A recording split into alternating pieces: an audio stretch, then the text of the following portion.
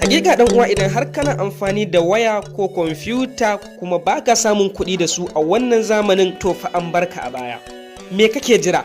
Hanzarta ka shiga jerin masu aiki a kamfanin Wiki FX domin samun naka albashin duk sati ta hanyar yi wa kamfani aiki ta cikin wayarka. Kamfanin Wiki FX baya buƙatar kuɗi, takaddun makaranta ko shaidar zama ɗan ƙasa domin fara aiki a kamfanin Wiki FX.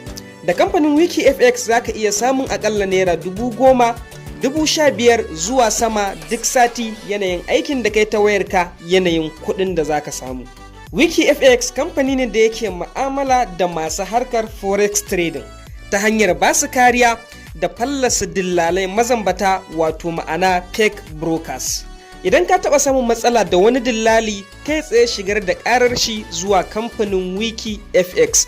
Wiki FX za su iya bakin ƙoƙarinsu domin ganin cewa sun ƙwatar maka haƙƙinka, sannan za su sanar da forex traders cewa wannan dillalin mazambaci ne. Zama ɗaya daga cikin masu amfani da application ɗin Wiki FX domin tsabtace kasuwancin ka na forex trading, ko ka zama ɗaya daga cikin masu yada application ɗin Wiki FX kamfani su biya ka. Domin zama ɗaya daga cikin masu yada application ɗin Wiki FX, kai tsaye sauke application ɗin ta hanyar danna link da ke a description na wannan bidiyon, sannan ka yi wa marketing manager nasu na Najeriya magana a wannan number da ke a sama domin ya saka daga jerin waɗanda za su yada wannan application na Wiki FX.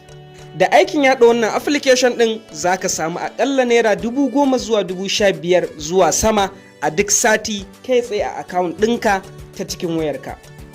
Banda wannan, kar ka manta da cewa idan ba za ka iya aikin yada wannan application na Wiki FX ba, kar ka yi jinkiri, maza sauke shi a cikin wayarka, domin hakan na ƙara yaduwar shi har ya isa wajen masu amfani da shi, wato ma'ana forex traders. Idan kana kasuwancin forex, wannan application ɗin naka ne. Idan ko baka kasuwancin forex, kai tsaye za ka iya samun kuɗi ta hanyar tallata wannan application ɗin, ko kuma ta hanyar shigar da ƙorafin mazambatan dillalai zuwa kamfanin Wiki FX.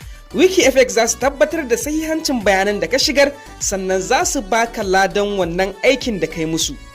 Kar ka manta, ka danna sunan wannan bidiyon a YouTube domin ganin description, ka danna link da ke a description domin ɗauko wannan application ɗin na Wiki FX kai tsaye daga Play Store.